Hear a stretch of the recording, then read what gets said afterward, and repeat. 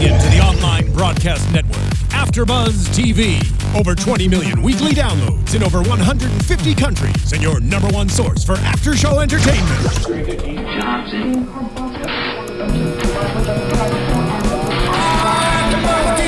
AFTERBUZZ TV, the destination for TV superfans. Producing aftershows for over 300 of your favorite TV shows. Interviewing celebrities and showrunners. And bringing you behind-the-scenes exclusives. All thanks to E! Entertainment's Maria Menounos, producer Kevin Undergaro, and internet leader Akamai. Now, let the buzz begin!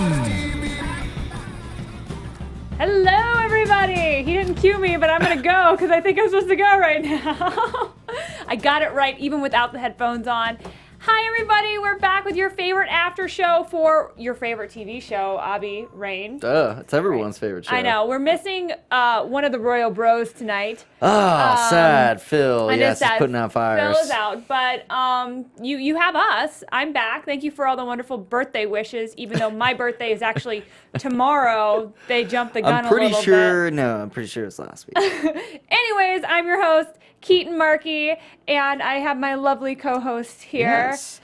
Here, JB Zimmerman. JB, where can we follow you? They can follow me on Twitter and Instagram at JB_Zimmerman. And you guys can follow me on Twitter, Instagram, and Facebook. Like my page, please, at Keetin Marchi, KeetinMarchi. And don't forget to, subscribe to our YouTube channel, the AfterBuzz TV YouTube channel. Also, you can find us on iTunes. And if you tweet at us or, talk to us via social media, make sure you hashtag ABTV Reign because you know you love it. Yeah. Yeah. And you guys can live comment on YouTube as well. So yes. I don't have my awesome. computer up today, but next week, I promise you I'll have it back. Totally. I'm trying to disconnect, Step back from technology. Step back a little bit, Live a little bit like Reign. Yeah. Feel like Greer, really, really let go of some things. Move on to the next. Well, speaking of letting go, Greer, do you want to just jump into it? Let's do it. Let's get into it. Well, this is episode 14, The End of Mourning, and I think that had to do with title, a lot of, very deep. Very, very deep on a lot of the different story lines that were going on in the story. And I love that the writers and producers of Reign, I feel like they do that with each title. It has so many. It's like a double entendre every time.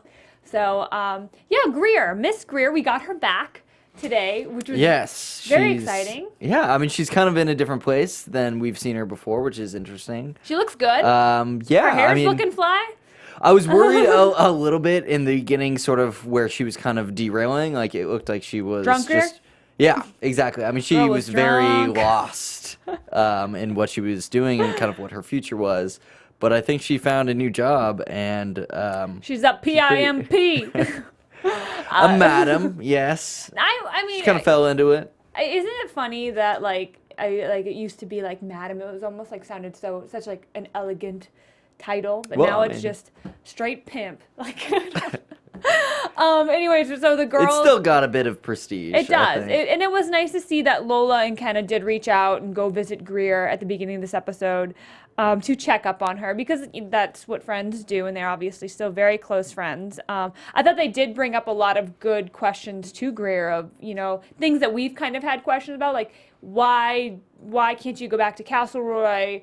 Where's his money? Why won't you go back home? Don't you have other options? And so kind of answered a few of those questions that we've kind of been having since she was banished. But, she's doing the best she can do, Miss Greer. Yeah, I wish she would go back and find Castleroy, though, even though they have lost what seems like everything at this time. Yeah, because I would love to see her go find him. And, when they were together, I was really for that. They really seemed like they legitly liked each other. Yeah, I mean, and it's at this point, it's she's kind of found a way to start earning money slightly, and in a more ladylike manner, I would say. And it's why don't you start putting some of that money away or saving it, or use the money that Lola and Kenna can start giving you and find a way to travel to Castleroy. I don't know. I feel like that's better than you as a woman being on your own in a place. Pimping people out. Yeah, pimping people out, and in a place where your reputation is completely ruined.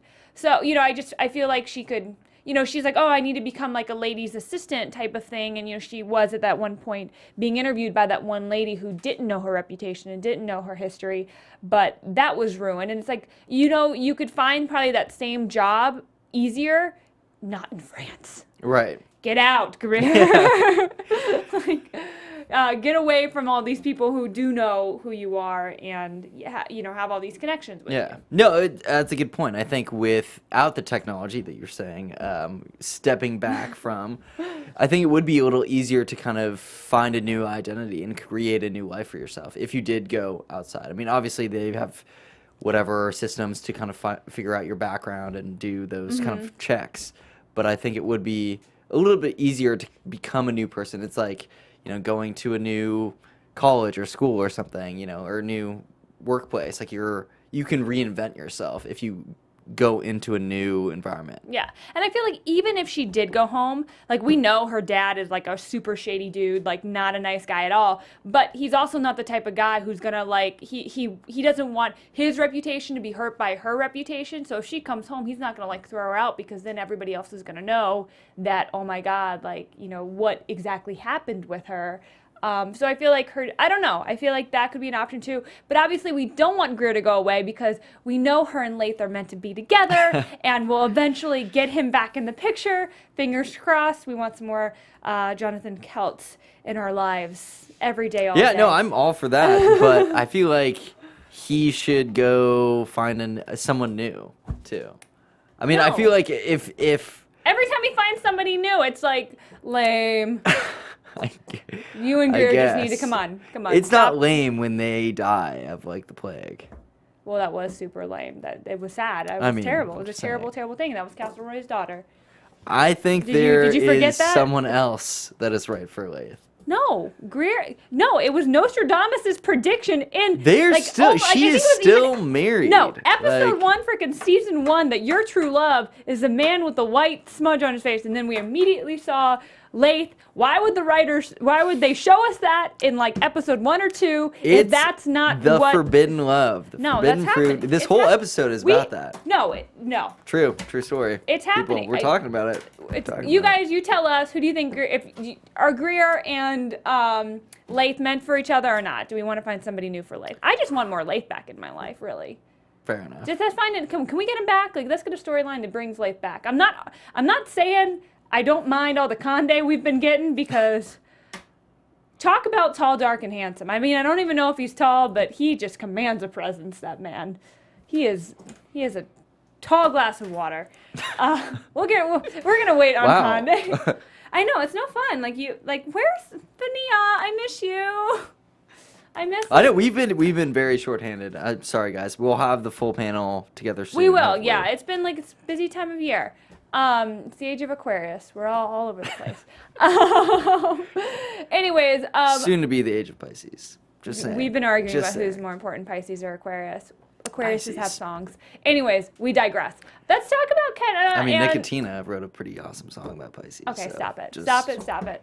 Well, Phil is not here to dote on Kenna tonight, but we can talk about her because King Antoine, he has been kind of all over her this episode. I am not an Antoine fan. You're not? I'm not Team Antoine. I don't think anybody should be. Thing. Because this is the thing with Antoine. I don't even think he's not even like a villain I enjoy. Like Narcisse is a villain I enjoy. He's fun to hate. Like, he's just so maniacal and he's just so evil. You're like, ooh. Yeah, no, that's actually a really good point, because I respect Narcisse. Like, he pulls fast ones all day, like that you don't see coming. Oh, he's crazy. He is ahead of the game. Yes. And that is impressive. Like, even though you kind of love to hate him, it's still like he is such an admirable character. Like, he is smarter than everybody else. Kind of seems like he's masterminding things. I mean, and absolutely, and that's why I think I love Catherine so much too, even though I don't think Catherine is as evil as Narcisse is. But we see now King Antoine, or is it King Antoine? Is that who we call him? Yeah, I mean, he's a king of Navarre, I believe. Yeah, the king of Navarre. He's now seriously after Kenna. Yeah, he's kicking it. He's putting on the full press right now. He's noticing that Benna or Cash, whatever you like to call them, they're struggling. Cash is struggling. they're not having a good time right now. It's been a couple episodes where we're like, oh, are they going to get it back? And then it goes downhill again. So he's seeing kind of some gaps in this relationship, and he also really wants to get back at Bash because now he knows officially that Bash was the one who did kill his brother, even though it was by order of the king. And, you know, he did kind of stand up and say, I forgive you, and make a whole scene about it, but we saw he lied. Clearly did not forgive him. He does not forgive him, and he is going to make Bash suffer a slow and painful death, similar to the poison that he was poisoning. Well, yeah, I don't think he's going to kill him anymore because no, he's not. He can't kill him, and I love Conde for what he did in that one scene when, you know, there was this whole thing about this poison Bible that we saw Narcisse and Queen Catherine discovered last week. Who could have done it? They think obviously it was, you know, somebody from either Conde or the king, and somebody from that camp did it because the guy who was King Henry's kind of right-hand dude, he used to be under, you know, I guess what is it? He was under orders from Conde, and they did this whole thing. Mary, you know, tricked Conde into staying longer, even though he was getting close with Lola, which I was loving seeing. We saw happiness for once, guys. It's something we don't get. Brief, we don't get happiness in this show very often, but we got it very briefly at the beginning of that. And it was also like a couple that could be together too. And would be great together. Yes, this is They're two characters. I was definitely rooting for that. They're two characters that I feel like they're both very strong characters. They're very smart characters, and they're so likable. Right. So I would be so happy for them to be together. It was kind of like, I feel like when Bash and Kenna got together. That's exactly what I was thinking. You know, they're both kind of equals, and at first it was like, you know, we're forced into this. Yeah. But at the same time, they kind of realized that they were oddly matched. Yeah. Well. So I loved that whole scene that was at the beginning of this episode when everybody was in, you know, outside. Like, literally, I have it looks like so much fun, but so cold. I would be so interested. The fur jackets. I know. I'm going to have to tweet at them. Everybody else tweet at them. I mean, usually Torrance will tweet back, but, like, how cold was it? Because I know there was that huge cold front that came through, and you still got to film. They all toughed it out. I'm sure they all had warmers inside all the beautiful furs. We know nothing about that. It was like 80 degrees today. But, like, did you even see, like, Conde, like, his eyes were watering. It was so cold. His nose was running. Like, I was just like, these poor actors. Yeah, no, and the acting is fantastic. Like, for them to kind of play that role in that kind of harsh element thing is awesome. And they got to frickin' play on those sleds. I mean, it looked like a very cool. great time.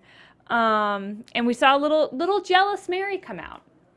Yes. We've always known, I mean, there has been so much chemistry between Mary and Conde since he actually came on the show. There's been that spark between them, and it's nice to kind of see Mary have these feelings again. I felt like she was so closed off for so many episodes because of, you know, what happened to her, that now these feelings are kind of like a step forward in, you know, her ability to be open and to be touched and to have that type of a romantic type of relationship, even though it's not with Francis, which is... Yeah, that's a shame. Yeah. It was interesting, though, because she had to manipulate him based on the whole plan to figure out, like, where the Bible poison came from.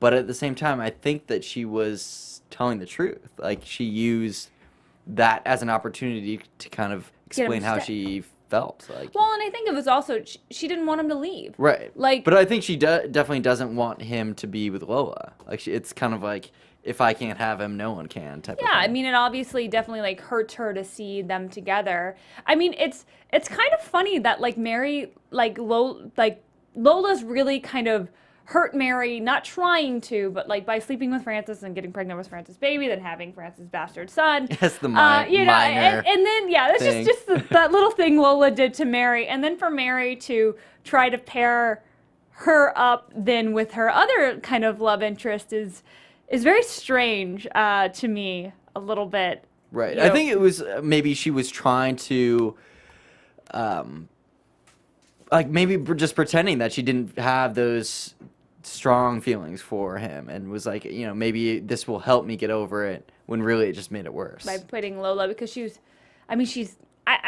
even been able to get over the whole Francis thing, and I don't think she ever will be until she will have that family unit that she sees. She's got that Lola some has. things to work out. She's got a lot on her plate. Poor Mary. Oh my goodness. Well, so we did see her.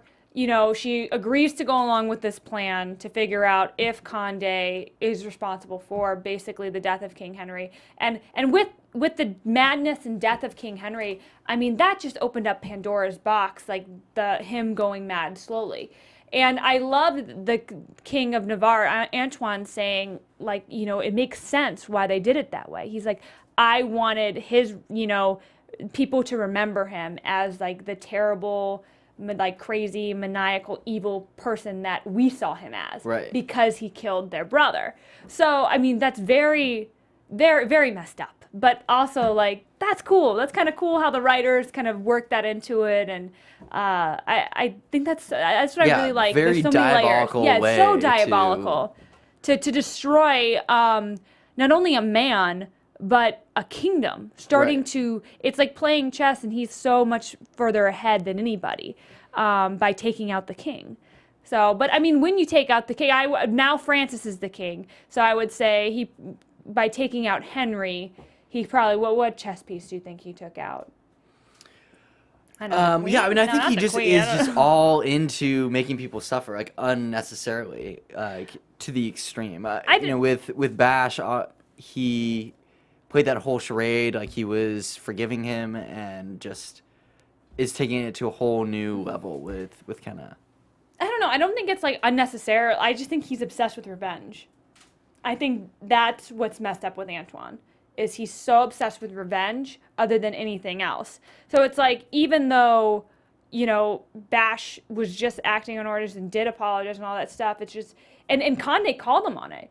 Condé's like, look at what this is doing to you. And he's like, and that's why Condé kind of called out Bash as, killing their brother. So to protect them, because Condé said, he's like, I'm trying to save both of our lives. And by saying that, I'm keeping you from, like, ever being able to do anything to him. Right. But I'm saying, like, Bash came forward, admitted it, was like, I did this. I am sorry. I didn't, like... He didn't know it was their brother. He was just acting on orders. And it was something he was forced to do by the king. Like, he was given orders. He was just doing his job. Obviously, something bad happened. No, and what I'm saying is that by Condé, saying in that public space in front of everybody that they knew that Bash killed their brother, he's in essence protecting. Oh, absolutely. Yeah. Absolutely. I'm just saying, like, Antoine is just like a sociopath that is like, I'm going to pretend. Obsessed with revenge. Yeah.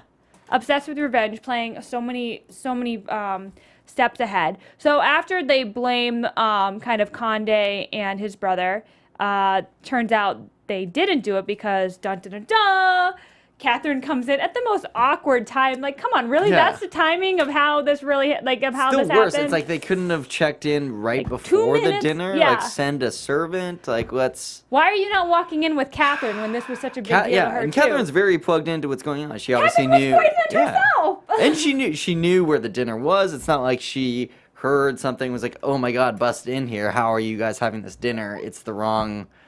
I don't know. This kind of was bugging me. It's just because I wasn't here last week, but I thought it was funny again how last week, like, the whole, like, the crazy announcement happened in the middle of a party again, and it's just like, come on, guys, let's find new ways to do things. Yeah. And, like, wait, Catherine barges in. It wasn't them. Like, I don't know. It just seems a little cheeky to me.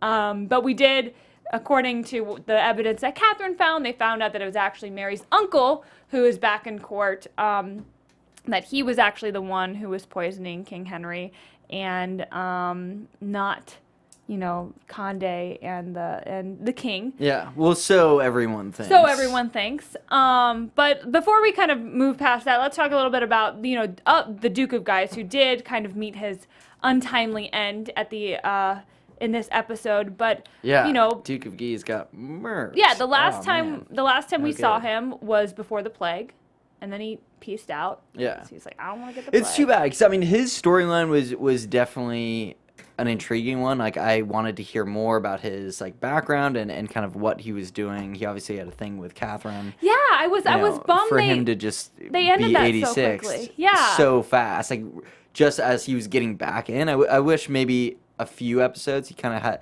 built up more of a story, but. Yeah, I mean, I never think Reign is rushed, ever. Yeah. But yes, his storyline and especially his arc in this particular episode was a little like, he's here, he has this proposal for Catherine. It was going to start kind of maybe this like triangle between Catherine, Narcisse, and him, which I was excited to see because I literally wrote down on my paper, I was like, this reminds me of Gossip Girl, because we got to see kind of a love triangle happened with an older generation and not the same generation all the time. And I was excited to see that. So I was a little bummed that they killed him off and got rid of him so quickly. And I also think the dynamic between him and Mary was interesting.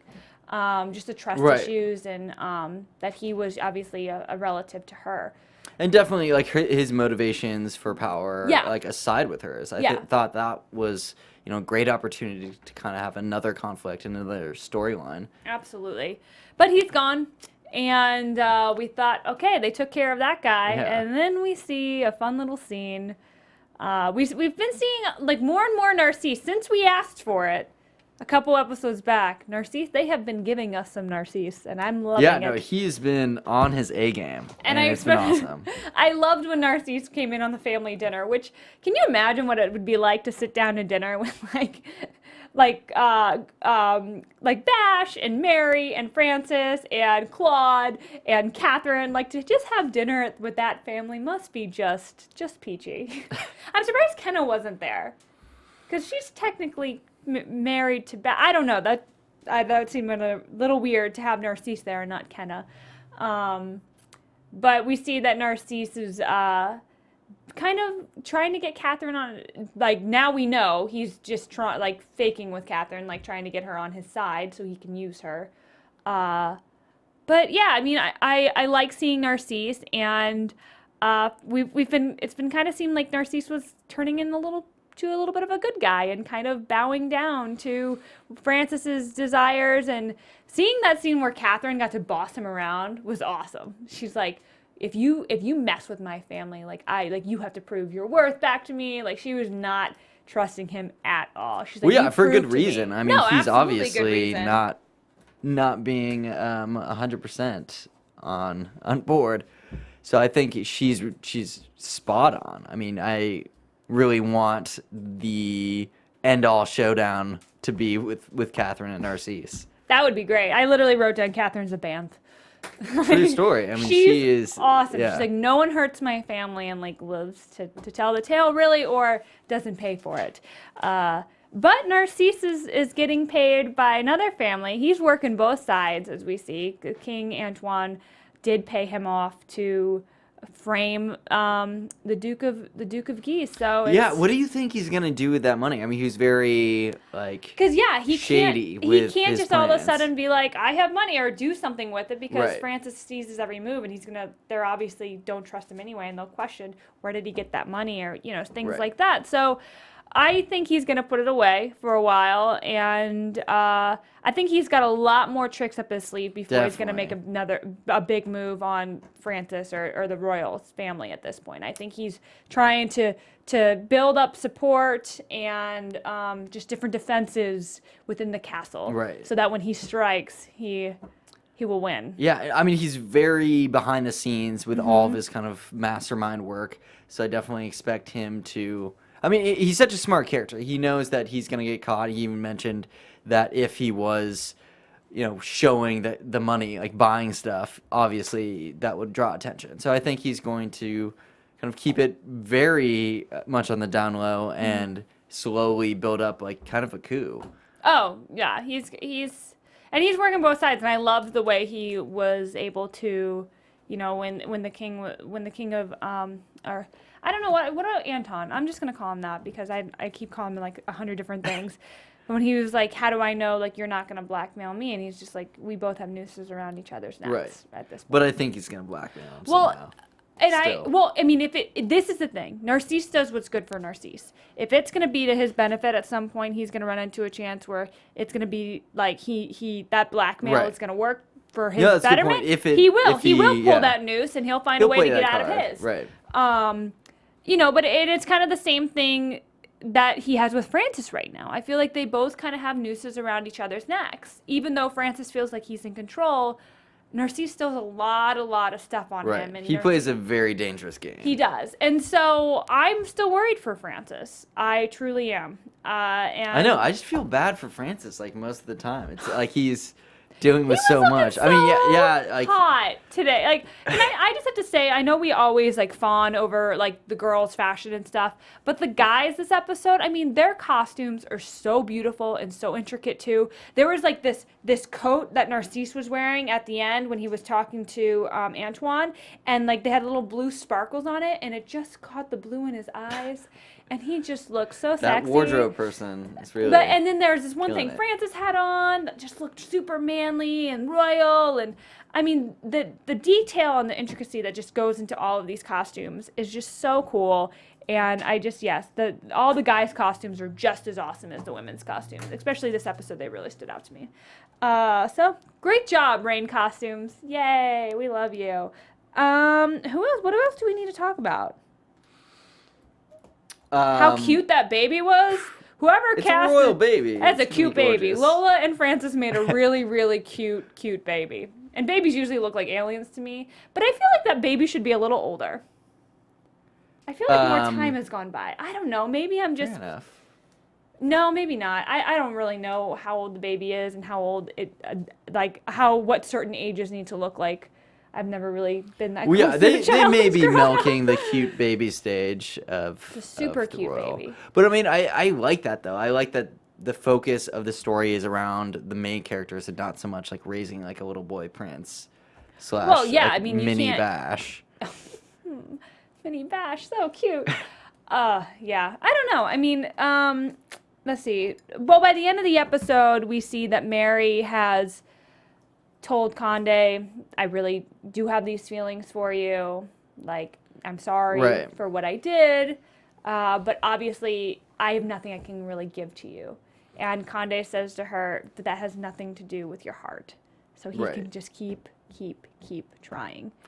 And he will. Can, but I think that her character, she's got so much on the line that she would never put her personal feelings like first in a place to compromise everything else. Like, Mary's not one to make stupid mistakes. Right. And that would be a one stupid that's like mistake. so much more affecting of everyone else. We talk a lot about like the greater good and the decisions that they have to make. And I think that's one where she would never compromise that. So I definitely believe her when she says like, I can't give you anything. Absolutely. Which sucks because, It does suck. in a normal... it's sad. Conde's acting was on point. He is a phenomenal actor. He is very gifted. His eyes, they're just like cut into your soul. They're so... Whoa, tell us how you really feel. I don't even know. I can't. And then we see that Francis now, because Lola mentioned how she misses his friendship. So does Francis. And so he had been avoiding her because of Mary's kind of insecurities when it came to their relationship and their closeness. And now he's kind of just being like, no, I'm gonna let this friendship happen. And it was a very cute shot of them. They're so cute. They make a really cute couple, and it makes me sad because I'm a Frary. I'm hashtag Team Frary. So I don't know if we're ever gonna have a Team Frary happily ever after. Ooh, yeah, I don't know. I mean, there's a lot before we lose Francis. Well, yeah, hopefully. I mean, global prediction. I think that we may. Do you want to save it? Do you want to save it for predictions? Write it down right now. Okay. Save it for predictions. I'll save it because we're Stay close. tuned. We're very close to predictions. But okay, so then I'll just segue to just the love triangles. Do you think that any of them will actually break? Like we have Mary and Conde, obviously. No, they will not Francis, break. Lola, Antoine, Kenna. Do you think any of those? I don't think I think Mary will not. Mary's not one to make stupid mistakes. I agree. I agree. I think Mary Conde, although that's what would be the most likely to. Because they have so much freaking chemistry. Right. No, exactly. There's so much sexual tension. They're just like in the room, and I'm just like, my God, you could cut this with a knife. But I mean, their characters are probably the most morally just. Yeah. And I mean, they just have the strongest like head on their shoulders, each of them. You know, for Conde to kind of renounce his own brother based on the shadiness that he's pulling is like huge. And I think Mary would do the same thing if it was a tie as strong as family. She would still choose like the moral option. Yeah, I mean, we saw at the beginning of the episode, she was like to her uncle, "You're nothing to me." Exactly. It's the same with her mother. "You're nothing to me," because of like the sneaky things that they were trying to do, and she called them on it. She doesn't have, ain't nobody got time for that. So next love, so we see then the Lola Francis. Yeah, Lola I think Francis is gonna get a little antsy. He's a man. I mean, true story. Not and he's calling the king. men, Like, and he's a king, and he can have her. He really can. yeah, I think that's the least stakes are on that relationship, because if it happened, it'd be like, well, I mean, so he's Well, the and king. Mary's Like, already kind of written him off at this point. Yeah. So I mean, So- I think no one would be surprised, and it wouldn't be that big of a like ripple effect where worlds would crash. Yeah. So then we saw Kenna get Kenna and Antoine. some strawberries I- and snow. I think that's the most likely to actually happen in the show, but I don't want that. I know. at all. Kenna's character has come so far with No, kind of Kenna, just her don't moral do it. code, and I know she's getting frustrated with Bash, and they came so far as a couple too. Right. I don't want to see that happen, because I think it would take too many steps back as her Yeah. character, and it would make me so sad. And I don't want Antoine to win. I know, hate him. I don't the even like him worst. as a villain. He's the worst. So yeah, I don't know. And then now, and what about because we kind of got a little bit of this love connection, Catherine and Narcisse. Do you think there's any potential there? Narcisse, Because Narcisse is just, he's trying to get in wherever he can. I don't think so. I don't think Catherine lets her guard down ever. Especially with him. Yeah, he messed with her cubs. She He messed with knows her cubs. exactly who he is, and so I don't think with him like she's ever gonna let any type of thing move forward in that way with him. Okay. I mean, I think it's fine now because their goals are aligned, but as soon as he crosses Francis, which he is going to do sooner or later, like he's gonna be on the outs, and she would have no problem poisoning him. By Narcisse. Yeah, I really hope it's like it's a Narcisse Catherine standoff, and she gets like kind of like Right. she got with Diane. I hope she kind of gets that with Narcisse, because I feel like he basically almost led to the death of her husband and her son. Who knows? Maybe he'll knock off Francis. Maybe. Who knows? Did we get everything? Greer's a pimp. We checked that off the list first. 'Cause Yeah, I think we. That's awesome. I think we Madame got everything. Greer. Madame Greer, we got that. Nice. So, Well, are let's we go ready to for Castle Corner? Oh, I'm I ready. forgot to get the music for Castle Corner. I'm so sorry. We can imagine it. There's no music, right? You don't. Yeah, we don't. Oh, Nice. we do have music There for is Castle music. Corner. Is there trumpets? I can't hear it. What is it? I want to know. It's probably awesome. I'm listening. Just a little harpsichord. Oh, that's perfect. Harpsichord. Nice. Classic. I was just I saying like it. how much I love the movie Amadeus, so we love the harpsichord. Anyways, so today, you guys, on Castle Corner, we take a trip to Germany again, Yes. actually, and we go to Burg Frankenstein, which I'm sure you recognize the name. It's Frankenstein Castle. It's a little ruined remains of a castle. It's not much, really. About 30 kilometers south of Frankfurt, Germany. So if you are traveling to Frankfurt, this would be a cool kind of thing you could do. So Mary Shelley, I don't know if you guys know who she is, but she's actually the author of the novel Frankenstein. That's Mary Shelley, who you see right there. She's a little scary looking. Yeah, I was about to say. I like Googled pictures of her, and I was like in the man. dark, and I was like, She's but foxy. it is rumored that she did find. It's never been proven, and she's never apparently even visited this castle. But apparently, she found inspiration for her novel, which was first published in 1818 from this castle. If you guys don't know what Frankenstein is, as you see his beautiful, beautiful Read face, a book. You know, it's basically the story of an eccentric and dangerous scientist named Frankenstein. The monster's name is actually not Frankenstein. It's the Yes, doctor who common created him. It is a misconception. common misconception. He basically brings this zombie creature monster to life. They made a movie of it in 1931, and that was actually the first time that the Frankenstein story became associated with the Frankenstein castle. The original novel makes no reference to the castle at any point, and the film adaptation, however, took place in the castle. And what's the cool thing about this castle, though, is it was actually at one point the home of an eccentric scientist named Conrad Dippel, who was actually born in the castle. This is him right here. He was born there in 1673 and had a really kind of crazy reputation for doing experiments with animals and body parts. He was obsessed with souls and lots of weird, crazy things if you look up Conrad Dippel. But other than, kind of Mary Shelley, Frankenstein, and this Conrad Dippel, I mean, Frankenstein actually means the stone of Franks. It's the name of the family who actually laid claim to the land, and the castle was built around 1252. Which is the year the first historical record of that area and that castle happened. And it remained in the Frankenstein family for over 400 years. And over the centuries, the castle fell into disrepair. And actually, Grand Duke Ludwig II of Hesse, I don't know if that's how you say it, and by right, he finally decided to rebuild Berg Frankenstein Castle in the 19th century. So if you do go visit, you'll see that there's a lot of kind of medieval architecture that are more ruins, and then this other type of architecture, which was from more of the 19th century. So it's a cool kind of mixture of architecture.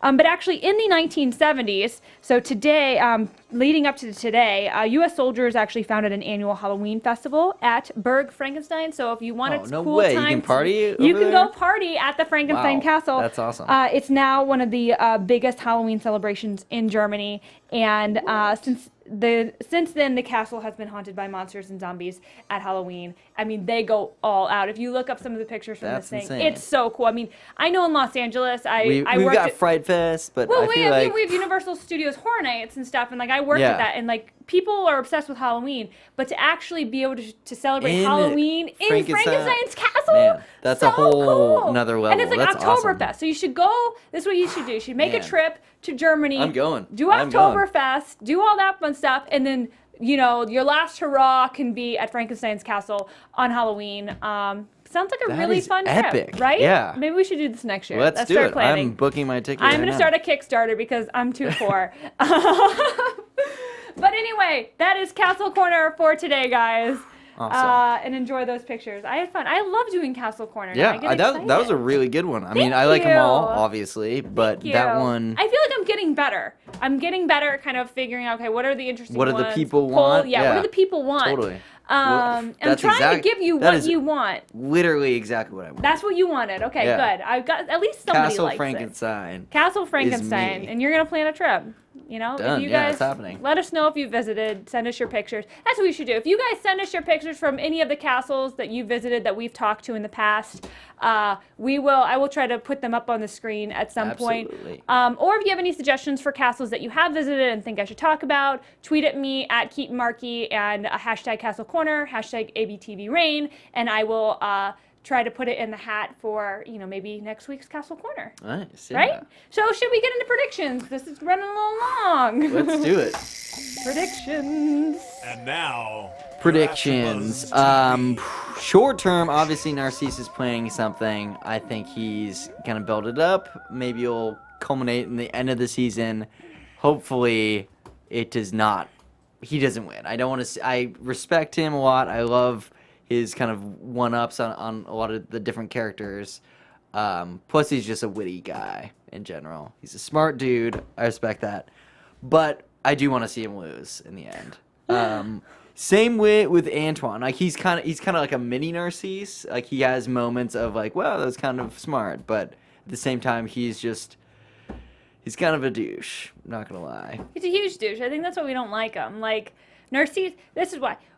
People don't like douchebags on television. They don't like douchebaggy characters. Yeah. We love assholes. Assholes are great. Douchebags suck. Yeah, he went That's too the far. difference between these two villains. Yeah. One's an asshole and one's a douchebag. Exactly. That's my 2 cents for today. My predictions, though, I think Lola's, I mean, we saw kind of in the previews for next week, we see that Mary's mother, Marie de Guise. De Guise? De Guise? I think it's de Guise. That's what they say. I'm so sorry that I keep jumping back and forth. It's a docu-series, so I'm yeah, going to trust what they say. Mary de Guise is coming back. Probably not to Mary's happiness, maybe to come back to figure out what happened to her brother. That makes sense to why she might be coming back, and also find a way to grow her power because she's power hungry bitch. But I think Lola, I think we're going to find out that Lola maybe has been working with Mary's mother for a long time. I think, I don't know, because Lola's the only one of Mary's ladies that I feel like is sneaky enough, is smart enough, is that to hide something for that long from Mary. And even though I feel like it might be a thing where, you know, Lola truly does care for Mary, it might be like a Conde type thing. Like, obviously, Conde finds out all these sneaky... Right. Yeah, that he kind of then realizes he, like, loves her and stuff, so he doesn't really want to go through with all this. So he's like a higher motivator. Yeah. And I also think Narcisse will kill Francis. Whoa. That's a pretty big prediction. And then I think we'll get our Catherine. No, something Narcisse is gonna do is gonna lead to Francis's death, and Catherine's gonna figure it out, and Catherine's gonna. Do you think that's gonna happen this season, or are you playing the long con right now? Oh, I think we're gonna lose Francis by the end of the season. Oh God, no! Team World Bros. It kills me. Oh, it does. It really, really does kill me. But I just think the way history is, I don't know though, because like you see the videos that some of like the actors post of like, you know, where they're shooting and scenes they're shooting and stuff, and it's still winter obviously and snow all over Canada. So it's like not much time can really be passing at this point, because like today Torrance like tweeted something or Instagram something like where he was shooting outside today. So obviously an episode like 2 or 3 or 4 episodes down the line, it's still going to be winter. So it's like how quick time is passing, I don't really know. But I just feel like they're going to have to go out with a bang at the end of the summer or at the end of this season. And I feel like, unfortunately, we're going to lose Francis because that's what happens in history. I'm going to be so sad because it's going to completely change the dynamic of the show. Right. Well, that's why I think it might be a little too soon. I mean, they are not afraid to do that. Obviously, we saw King Henry go. Yeah. So I think they could. Hopefully they at least drag it on for another season. I like Francis. I'm very pro Team Royal Bros. But can I extend my prediction? You may. So please. I think obviously Narcisse will do something that will end up leading to Francis's death. Catherine will get a revenge on Narcisse. But I think Conde is going to get wind of it, but he's not going to do anything to stop it because obviously he wants Mary. And that's going to be messed up. I don't know. I think he's a better... the fact that he defended Bash makes me believe that he wouldn't let something like that. But I mean, it's just he's just not going to say anything. We'll see. I don't know. We shall see. He's just not going to say anything. I think that's it. Because obviously he does find out that his brother really did to kill, you know, like lead to killing Henry. He's not going to say anything about that. So he's just... I mean, I'm all for Conde, although I'm team Francis and Mary getting back. And someone tweeted at me last week that, like, there was a prediction I had that came true, and I don't know which one it was. So if you could remind me, I'd really appreciate it. We predict a lot of stuff. So. I know. I throw things out all the time. I'm glad that one came true, though. I'm really happy that one came through, and I want to, like, keep tallies of, like, I got it right. So let me know. But where can we find you until next week? You guys can find me on Twitter and Instagram at JB_Zimmerman. And you guys can find me on Twitter and Instagram and Facebook at Keetin Marchi. And it's my birthday tomorrow. Thank you for all your birthday wishes last week. I really appreciate them. I'm playing your song. Oh, you are? Nice. It's Aquarius. Oh. Can we get I'm a Pisces? Wait, we gotta go up to the chorus. I missed it, but I love it. Anyways, thank you guys so much for watching. We will see you next week.